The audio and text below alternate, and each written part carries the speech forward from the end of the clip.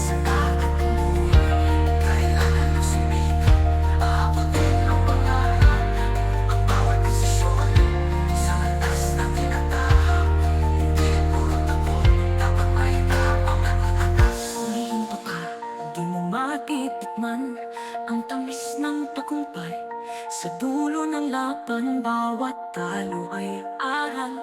Huwag mong kalimutan, sa tapang may saysay, ito'y iyong pag-isipan. Sa pag-ibig minsan, tayo'y napapaso, pero mas masakit ang walang sinubukan. Oo, kaysa sa pagtanong, paano kung nagmahal?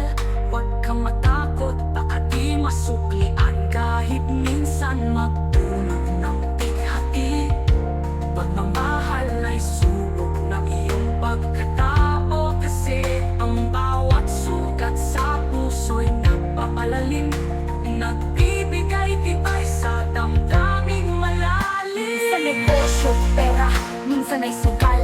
Di lahat ng pagkakataon ay laging legal. Pero sa bawat hakbang, huwag kalimutang magdasal ng ang bawat palpak di maging sanhi ng hangal. Dahil pag di mo sinubukan, paano mo malalaman kung asenso'y nasa dulo ng iyong palad?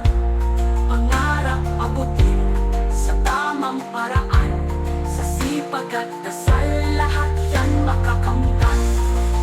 Sa relasyon, kailangang panindigan. Hindi ito biro, may puso't tiwala dyan. Kung lagi kang takot, paano magsisimula? Baka pagsisisihan na wala kang ginawa.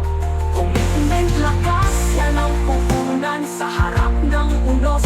Huwag kang basta bitawan, sabay sa bawat araw, sa hirap at ginhawa. Hawak kamay, di kailangan ng kawala.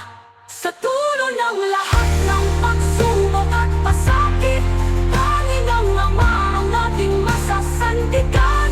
Ang bawat desisyon nilaging tama, ngunit sa gabay niya, tayo'y magwawagisinta. Sa buhay, pag-ibig, pera, relasyon, ang Diyos ang gabay sa bawat desisyon. Magsumikap sa buhay, pero huwag kalimutan, sa kanyang kamay tayo'y mapapanatag. Kapanatagan, lakas ng loob, huwag kang mag-alinlangan. Mas mabuti ang lumaban kesa sa pagsisisi, kaibigan. Sa bawat hakbang